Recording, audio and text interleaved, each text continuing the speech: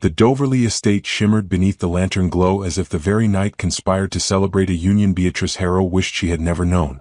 The gravel crunched beneath the wheels of the carriage as it halted before the grand entrance, and though her aunt urged her forward with a gentle squeeze of the hand, Beatrice remained still for a breath longer, gathering the courage her trembling heart struggled to summon. Music pulsed faintly through the golden-lit windows, violins in triumphant ascent, the sort of melody meant to honor love, though to Beatrice it felt like a cruel overture to her own undoing. She stepped down from the carriage with care, keeping her chin lifted as Aunt Agatha had insisted. Strength, her aunt had whispered earlier. We must show them strength. Yet the moment her slipper touched the polished marble floor of the entrance hall, a faint chorus of whispers rose like wind skimming over glass. Is that her? Someone murmured behind a fan. Indeed. The one he left for Lady Marianne. Poor creature. Why show her face tonight? Beatrice felt each word skim her skin like a cold blade, and still she pressed on, hands clasped before her, posture steady despite the shame tightening in her chest. She had told herself she would survive this night. She had told herself she owed it to her dignity to stand here, to prove she had not withered under betrayal. But the flicker of laughter behind her, sharp and delighted, made her doubt every promise she had made to herself. The ballroom stretched before her in glittering excess, crystal chandeliers dripping light onto gilded cornices, silk gowns brushing against velvet drapes, floral arrangements spilling roses and crimson and ivory. Everything reeked of celebration, of prosperity, of love purchased by status. And at the far end of the room, framed by garlands and a glowing arch, stood Jonathan Wickliffe and Marianne Doverley, radiant in the way only the newly victorious can be. Jonathan's smile swept across the room like a practiced gesture, one he had used often when he once spoke softly of futures with Beatrice. But when his gaze reached her, the smile faltered, his expression flickering with something between guilt and irritation. Marianne noticed. Her porcelain face curved into a sly, triumphant smile, the kind that carved itself into Beatrice's memory like a scar. "Ah, Miss Harrow has arrived," Marianne announced to the cluster of guests circling her, her voice dipped in honey and venom. "How very courageous." A ripple of amusement passed through the group. Jonathan stiffened at his bride's tone but said nothing, as though he feared tarnishing the shine of the moment. Beatrice held her breath, clinging to control as tightly as she clung to the edges of her gloves. To her right, near the back of the ballroom, a tall figure stood apart from the chattering sea of guests. His presence alone seemed to carve silence around him. Dressed in dark, severe elegance, Duke Alastair Ravensfield observed the unfolding cruelty with cool, unreadable eyes. He was known, feared even, for his unyielding nature, his refusal to partake in society's petty games. Yet something in his gaze tonight was not dismissive, it was watchful, sure, almost protective in its steadiness. Beatrice did not notice him at first. She was too occupied with navigating the tide of murmurs pressing against her as she took one measured step after another toward a corner where she might fade into obscurity. But Marianne was not finished with her. "Jonathan," the bride said sweetly loud enough for her words to spin through the ballroom, "ought you not greet your former acquaintance? It would be unkind to ignore her after she made such an effort to attend." Beatrice froze. Jonathan hesitated, then, under the weight of the watching crowd, approached her. The violins continued their sweeping melody, but to Beatrice their song sounded hollow, drowned by the pounding of her heart. "Miss Harrow," Jonathan said with stiff politeness, bowing just enough to satisfy propriety. "It is good to see you well." She wished she could summon a blade of wit, a shard of cold detachment. Instead, her voice wavered. "I wish you happiness, Mr. Wickliffe." He flinched, perhaps hearing the tremor she tried to hide. Marianne watched from afar, satisfied, her arm looped through her father's as if she were queen of the evening. Guests leaned closer, eager for more spectacle. Jonathan shifted awkwardly. "You look in good spirits," he lied. "I look," she replied softly, "as well as one can under such circumstances." Her words drew a sharp breath from a woman passing by. Jonathan's face reddened. Marianne's smile tightened. The floor seemed to tilt beneath Beatrice's feet. The heat of humiliation climbed up her neck, and the glimmering ballroom blurred. She tried to steady herself with a breath, but the air would not enter her lungs. Her body swayed. A firm hand caught her before she could stumble. The touch was steady, commanding, warm through her gloves despite the slight chill in the room. She looked up, into the unyielding gaze of Duke Alastair Ravensfield. He stood close enough that she could see the faint shadow of stubble along his jaw, close enough to feel the controlled strength of the arms supporting her. "Steady," he murmured, his voice low, rich, and unexpectedly gentle. "You need not bear their cruelty alone." Beatrice blinked at him, stunned. The room fell strangely quiet, as though his presence drew attention without effort. Jonathan stared, aghast. Marianne's expression cracked, surprise leaking through her polished facade. "My lord, you need not trouble yourself," Beatrice whispered. Alistair's gaze did not waver. "It is hardly a trouble to shield a lady from the indecency of others." A murmur rippled across the ballroom. Jonathan tried to speak. "Your Grace, this is unnecessary." Alistair turned his head slightly, his voice cutting without raising in volume. "You have said enough for one night, Mr. Wycliffe." Silence. Sharp, breathless silence. He returned his attention to Beatrice. His hand still supported her with effortless strength, but it was his voice, quiet, resolute, that steadied her trembling soul. "If you wish to reclaim what was taken from you tonight," he said, leaning just close enough that only she heard, "allow me to stand at your side." And in that moment, surrounded by chandeliers, gossip, and the ruins of her former hopes, Beatrice Harrow felt the first glimmer of something she thought she had lost entirely. A chance. A shield. A beginning she never expected. She drew a breath that did not shake. The violins rose. And she whispered almost imperceptibly, "Yes." Whispers scattered like startled birds as Alistair Ravensfield guided Beatrice back into the heart of the ballroom. His arm, firm beneath her gloved hand, steadied not only her steps but the trembling of her spirit. The crowd parted instinctively, as though sensing the presence of a force they dared not obstruct. The chandeliers cast a warm radiance over them, gilding their path in gold, and every curious eye followed their progress. What began as gossip shifted to astonishment, then to something bordering on disbelief. "The Duke, with her?" someone breathed. "Impossible. He attends events as a courtesy, never in company. And certainly never escorting a lady." Beatrice felt her pulse flutter beneath her skin, each comment pricking her nerves. She had expected whispers of pity as she entered the estate, but she had not imagined this, standing beside one of the realm's most formidable figures, a man whose reputation silenced rooms. Alistair's demeanor remained unreadable, revealing no emotion beyond a deliberate, almost protective focus on her. Yet she sensed something deeper stirring beneath his composure, something he chose not to name. "You need not fear their stares," he murmured without looking at her. "They stare only because they understand so little." She lowered her gaze. "I do not wish to give them reason for further cruelty." "You have given them none," he replied. "They simply feast upon the slightest bite of scandal. Tonight, they shall find it less palatable than they expect." His words, though softly spoken, carried a weight that made her breath catch. She lifted her eyes to him, searching for an explanation. He offered none, only tightened his hand around hers with the calm assurance of a man who knew precisely what he intended. They reached the center of the ballroom, where couples glided across the polished floor in perfect formation.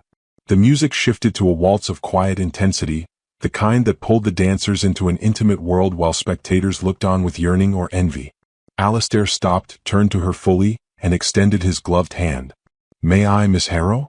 Her throat tightened. "My lord, I have not danced since." "Then tonight is an apt moment to begin again." His tone left no room for withdrawal without dishonor, and yet it held no force, only steady invitation.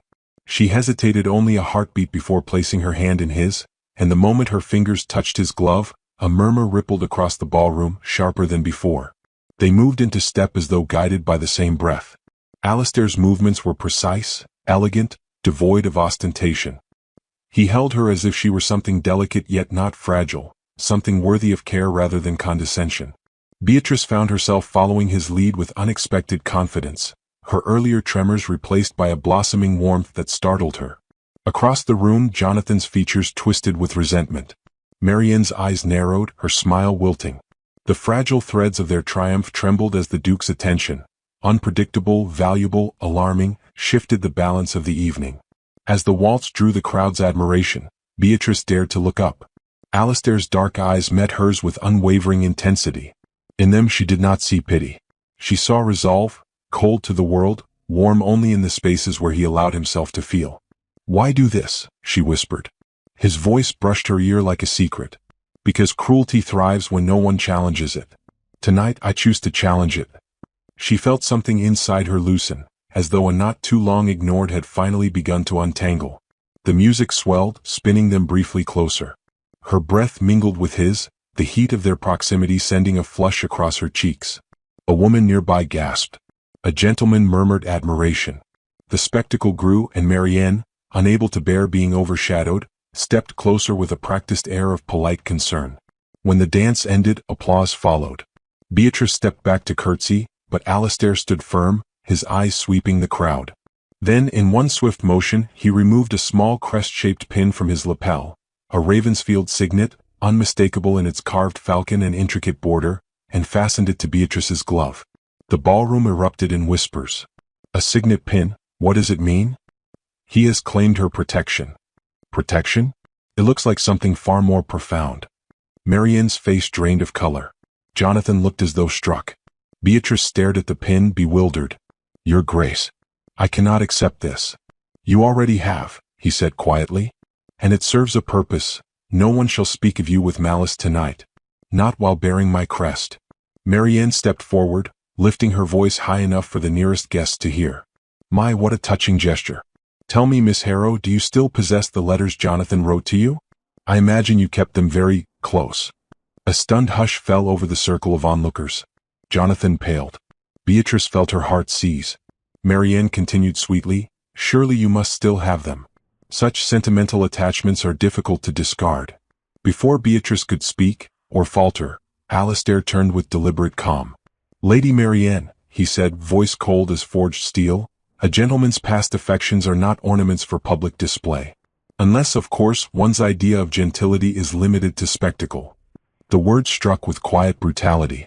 The cluster of guests recoiled in collective awe.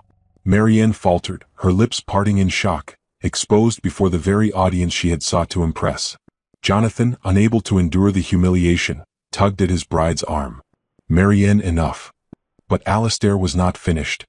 He turned just enough to let the crowd witness his authority. Miss Harrow owes you nothing, not explanation, not apology. If any insult is delivered toward her tonight, it shall be regarded as an affront to my house. A silence thicker than velvet filled the room. Beatrice's heart hammered, her eyes wide, her breath unsteady.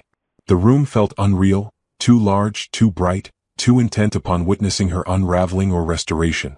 And yet, Alastair stood beside her, unflinching. He leaned toward her, voice lowered to a tone only she could hear. This is merely the beginning. There are matters you must understand. Walk with me when the moment turns. Beatrice swallowed, the weight of his words settling over her like both promise and warning. Before she could respond, the crowd parted as another figure approached. The bride's father, his expression clouded with unease. Tension prickled the air, and Beatrice felt the first tremor of a storm gathering on the horizon.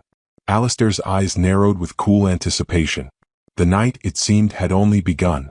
The music softened into a gentle nocturne, its notes drifting through the ballroom like threads of smoke as Alastair guided Beatrice toward the conservatory. The murmurs behind them faded with each step, swallowed by the hush of a long glass corridor lit by candle sconces. Beatrice's heart beat a nervous rhythm, quick and uncertain, yet she did not resist. Something in the Duke's presence, unflinching, resolute, drew her forward with a kind of trembling trust she barely understood. The conservatory door creaked softly as he opened it. Warm lamplight filtered through tall panes of glass, illuminating a sanctuary of ferns, blooming orchids and night-blooming cereus. The scent of jasmine mingled with the faint dampness of watered soil, creating a haven far removed from the glittering cruelty of the ballroom. Alastair motioned for her to step inside, then closed the door gently behind them, muting the distant music to a faint echo. Beatrice breathed in deeply, the air cool against her heated cheeks. I should not have left so abruptly, she murmured. It must appear improper. Impropriety is the least of this evening's offenses, Alastair replied, moving toward a wrought iron bench half hidden behind a curtain of vines. Sit, Miss Harrow. You look as though your strength is attempting to outrun your exhaustion. She hesitated but obeyed, lowering herself onto the bench as he stood before her. The lamplight cast soft shadows across his face, revealing a man carved by restraint, not indifference. His posture was straight, composed, yet something restless flickered beneath the surface, a tension she had not noticed earlier. You endured cruelty tonight, he said. Cruelty masquerading as celebration. She folded her hands tightly in her lap. I had hoped my presence would show them that I was not broken by what happened. Instead, it seems I merely offered myself as their entertainment. You offered them courage, he corrected quietly. They responded with spite because courage unsettles those who lack it. Beatrice looked down, tracing the outline of the Ravensfield signet pin fastened to her glove. I do not understand why you intervened. We scarcely know one another. Alistair remained silent for a moment, as though choosing his words with care. Then he lowered himself onto the other end of the bench, his voice deepening with memory. There was once a woman I cared for deeply, he began. She moved through society with more grace than it deserved. Her only flaw was trusting that this world would honor sincerity. His gaze drifted to the glass ceiling above, where the moon shone faintly. When opinions turned against her, no one stood with her. Least of all, me. His voice softened on the last word, the admission carrying the weight of a confession long withheld. Beatrice felt her breath still. She died believing she was alone, he continued. I have not forgiven myself for allowing gossip to devour her spirit. When I saw you tonight, surrounded, cornered, condemned by whispers, I recognized the look in your eyes. A look I should have protected once before. Beatrice felt the sharp sting of empathy. I am sorry, she whispered. No one deserves such an end. Alistair nodded, the movement slight, controlled. No, they do not. And I vowed years ago that if I ever saw cruelty take that shape again, I would not stand idle. Tonight, fate placed that vow before me. The quiet between them held depth, fragile yet powerful. Beatrice studied his face, not the sternness society spoke of, but the grief beneath it, etched into lines at the corners of his eyes. She had never thought the Iron Duke capable of bearing wounds of his own. She clasped her hands more tightly. Jonathan's abandonment wounded me, but it was not the betrayal alone that left its mark. It was the manner of it. One day he spoke of future promises, and the next he claimed I was unsuitable. Her voice wavered, but she steadied it. He said I lacked the brilliance required to stand beside a man of ambition. Alistair's jaw tightened, a rare crack in his composure. Ambition without honor leaves ruin in its wake. Mr. Wycliffe exemplifies that truth. Beatrice shook her head faintly. I have tried to forget his words, but they return at every glance, every whisper, every polite smile meant to cover amusement. I have come to fear that he was right, that I am forgettable, replaceable, unremarkable except for the embarrassment I have caused. Alistair shifted, turning toward her fully, the air around them seeming to still. Replaceable? He echoed, his voice low. Miss Harrow, the moment you entered that ballroom, the entire assembly paused, not for ridicule, but for the quiet power you carry without noticing. He leaned closer, and she felt the warmth of his breath. Elegance is not a matter of ornament. It is the courage to face a room that does not deserve your presence. That, Miss Harrow, is what they saw. What I saw. Her breath trembled. His nearness unsettled and grounded her all at once. She looked away, unable to endure the intensity of his gaze. He did not retreat. Walk back into that ballroom with me, he murmured, and you will not walk as the woman they jeer. You will walk as someone under my protection. Her heart fluttered wildly. As what? She asked, the question escaping before she could contain it. Alistair's eyes softened, the coldness melting into something warmer, more dangerous. As the woman I refused to see wounded again. Beatrice felt heat rise to her cheeks, a flustered, unsteady warmth she scarcely recognized. She opened her mouth to speak, but footsteps echoed beyond the conservatory door, hurried, uneven, familiar. Jonathan's voice filtered through the glass with urgent frustration. Where is she? I must speak with her. Alistair's expression darkened. He follows her even now? Beatrice tensed, dread creeping into her limbs. I do not wish to see him. Not after everything. You need not, Alistair replied, his voice deepening with quiet authority. If you desire it, I will send him away. Beatrice hesitated, torn between fear and resolve. She had come tonight seeking closure, yet facing Jonathan again felt like reopening wounds she could barely keep from bleeding. Alistair leaned in, his voice scarcely above a whisper. Say the word, and he will not cross this threshold. She looked toward the door, then back at the Duke, at the unwavering strength in his gaze, at the certainty he offered without condition. For the first time that evening, she felt the faint, rising ember of choice rather than circumstance. He is coming, Alistair murmured. Decide swiftly. A shadow passed over the conservatory windows as Jonathan's figure approached. Beatrice drew a breath that trembled with both fear and newfound courage. Her answer would define the night. Jonathan's shadow fell across the conservatory glass like an unwelcome omen, his figure pacing outside with the agitation of a man who feared losing control of a narrative he once commanded. Beatrice felt her heartbeat surge, each thrum loud enough that she wondered if Alistair could hear it. He stood beside her in poised stillness, his presence an anchor against the rising tide of dread. The faint crack of the conservatory door opening shattered the fragile quiet between them as Jonathan slipped inside, breathless, his expression a blend of desperation and indignation. "Beatrice," he began, stepping forward, "I must speak with you." His voice trembled slightly, revealing more than he intended. "You vanished so abruptly, people are speaking. It is unwise." Alistair shifted, his stature imposing even without a word spoken. Jonathan froze, as though only now realizing the Duke stood beside her, his expression cool and unreadable. The young man swallowed hard, his bravado faltering. Jonathan continued, attempting to salvage dignity. "Your Grace, I did not expect. Well, I had not realized Miss Harrow sought counsel." "Miss Harrow sought nothing from you," Alistair replied, his tone as sharp as fine steel. "But she has endured enough unwanted attention for one evening." Jonathan bristled. "I have a right to speak with her." "You forfeited that right," Alistair answered calmly, "the moment you traded sincerity for ambition." Beatrice felt an invisible thread pull taut between the two men, one woven from years of societal expectation, regret, and pride. Jonathan turned toward her with pleading eyes. "Beatrice, you must understand, my marriage to Marianne was a decision you pursued with eagerness," she said quietly, surprising herself with the steadiness of her voice. "You owe me no justification now." He faltered, wounded by her composure. "I never meant to cause you suffering." Beatrice rose from the bench with graceful finality. "Yet suffering was the result. What you meant matters little compared to what you did." Jonathan opened his mouth to protest, but Alistair stepped subtly closer to her, a gesture small yet unmistakably protective. Jonathan's gaze snapped between them, dawning realization darkening his expression. "So this is your aim," he muttered. "To parade yourself with the Duke to provoke scandal?" Alistair's eyes hardened. "Mind your tongue, Wycliffe. What you attempt to diminish is what you were never wise enough to cherish." Jonathan's jaw clenched. The accusation stung because it held truth he could not refute. But pride, his oldest companion, urged him forward. "Is this truly what you want, Beatrice? To be the subject of gossip under a duke's shadow?" Before Alistair could speak, she answered, her voice quiet yet firm. "I want freedom from humiliation, Jonathan. If society must speak, let it speak truth. I stand with those who treat me with dignity." The words settled like a final bell marking the end of an era. Jonathan inhaled sharply, his face pale with a mixture of anger and regret. "This is madness," he whispered. "You are being manipulated." Alistair's reply was swift.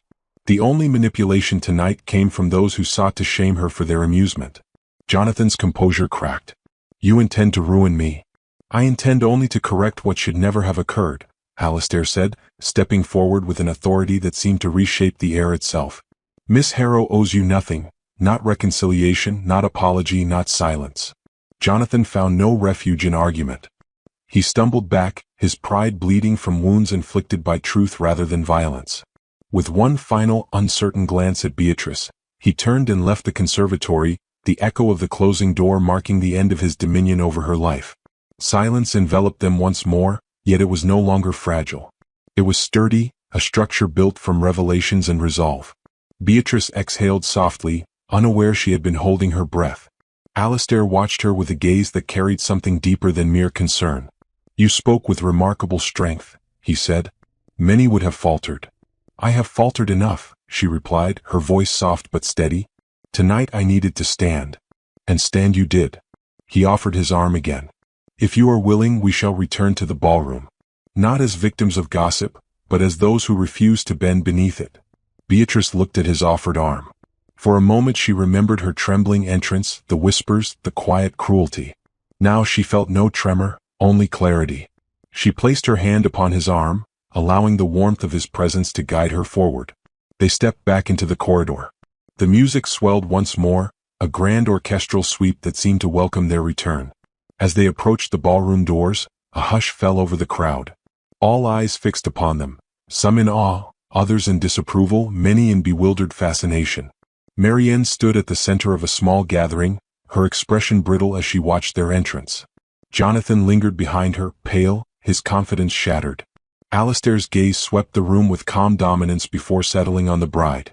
"Lady Marianne," he addressed her politely, "I trust the remainder of your evening will proceed without further spectacle." Her lips parted, indignation rising, but her father, watching with a calculating eye, placed a firm hand on her arm, silencing her before she could invite further disgrace. Marianne's frustration twisted her features, yet she curtsied with forced grace. The musicians faltered as if awaiting instruction. Alistair inclined his head just slightly, and the conductor resumed with a graceful, subdued melody. Beatrice felt the weight of 100 stares, but none pierced her. Not while standing beside Alistair. A gentleman stepped forward, bowing.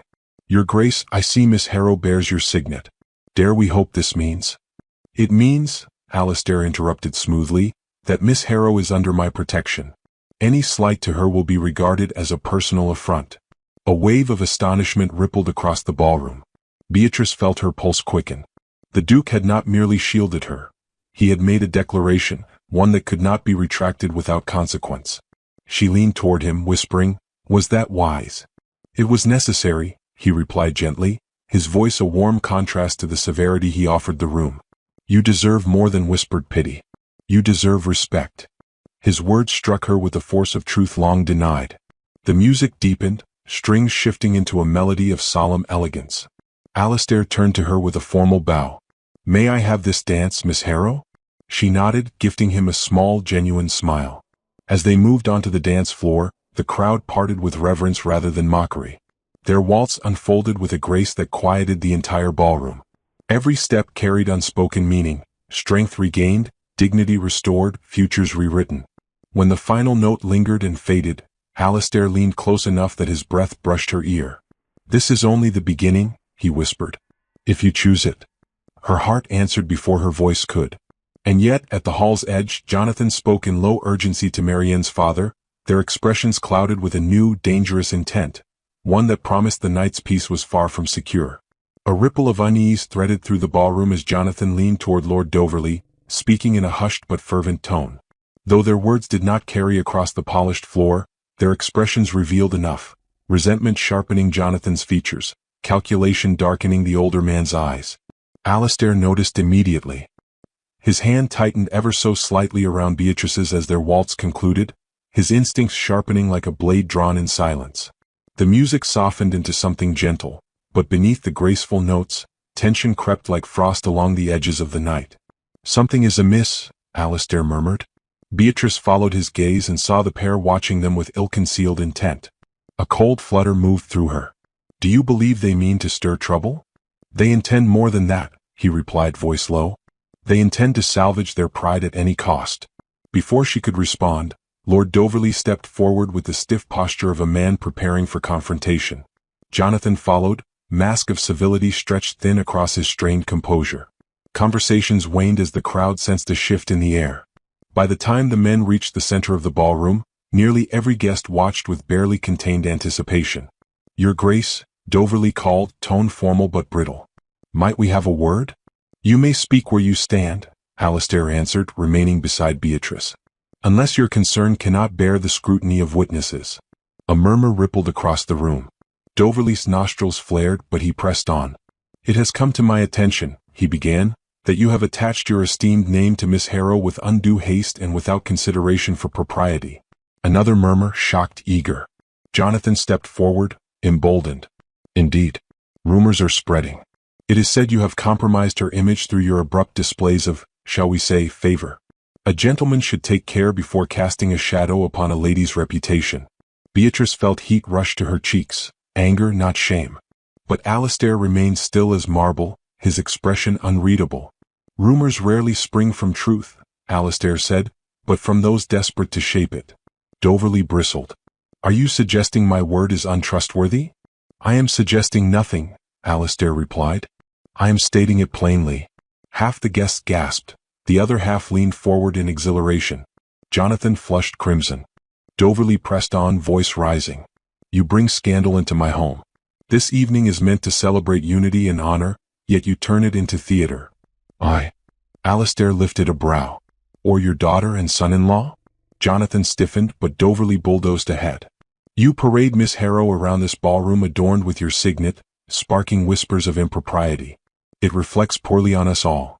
The only impropriety present tonight, Alistair said, stepping subtly closer to Beatrice, is the treatment she has endured from those who believe themselves beyond reproach. Jonathan's temper broke.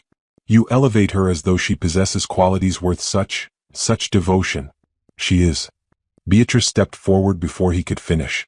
Her voice, though soft, halted every murmured breath in the room. Say what you will, Jonathan, but do so honestly. It is cowardice to hide cruelty behind the guise of concern. Jonathan opened his mouth, but no words emerged. She continued, her tone crystalline, unshaken. You accuse His Grace of compromising my image? It was not he who left me to be the subject of ridicule. It was not he who abandoned promises for ambition. If my reputation has been harmed, it was by your hand, not his. Doverley's jaw clenched. Jonathan's gaze darted to the watching crowd, suddenly aware that the spectacle he intended to control was slipping beyond his command. Alistair's voice followed, deep and unyielding. Understand this, gentlemen. Miss Harrow bears my signet because I offered her my protection. She accepted under no illusion, no persuasion. If you claim impropriety, you do so through malice, not truth. Doverley scoffed. Protection? You speak as though she is your responsibility. Alistair turned to Beatrice, and for a moment, the entire ballroom seemed to hold its breath. Responsibility? He echoed softly. No. She is not my responsibility. Beatrice's heart fell, but before fear could take root, Alistair took her hand, lifting it with a tenderness that silenced every whisper. She is my choice. The words fell like thunder. A sensation swept through the crowd, shock, awe, something bordering on reverence. Beatrice felt her breath lodge in her throat, her entire being trembling. Alistair turned back to Doverley. If you intend to accuse me further, do so with evidence. Otherwise, I advise you tend to your daughter's behavior, which has proven more disruptive than any gesture of mine. Marianne, hearing her name, stiffened with horror. Her father's face darkened as he realized the tide of opinion had turned, and not in his favor. Jonathan tugged at his sleeve, urging retreat, but Doverley's pride resisted. Then Beatrice stepped forward once more, her voice calm yet piercing. If honor exists within this room, she said, let it be wielded with integrity. His Grace has acted with kindness, nothing more. And if kindness is to be treated as scandal, then perhaps the shame is not his to bear. Silence. Then a few nods. Then more. The shift was unmistakable. Doverley's resolve faltered. Jonathan's shoulders slumped in defeat. Their scheme had collapsed beneath the weight of unassailable truth, and the unexpected strength of the woman they had underestimated. Alistair turned fully to Beatrice, his gaze warm, steady, yet filled with a vulnerability he revealed only to her. He leaned closer, his voice a whisper meant solely for her ear. If you will permit it, allow the pretense to become truth. Her breath caught. Truth? She echoed, trembling. He bowed his head slightly, eyes never leaving hers. Walk beside me, not for an evening but for all the days to come. Not as one protected, but as one cherished. Beatrice felt the world tilt, not with fear but with wonder.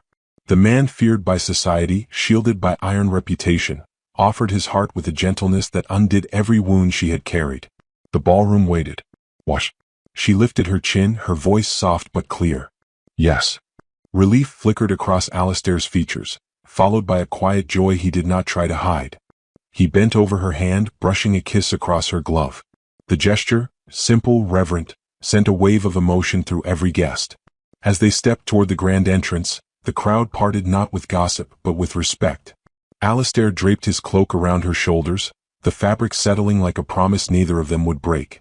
The night air greeted them with warm stillness. Beatrice inhaled deeply, feeling the weight of the evening slip away. Alistair offered his arm, and she took it without hesitation. From this night onward, he murmured, you stand beside a man who sees you entirely.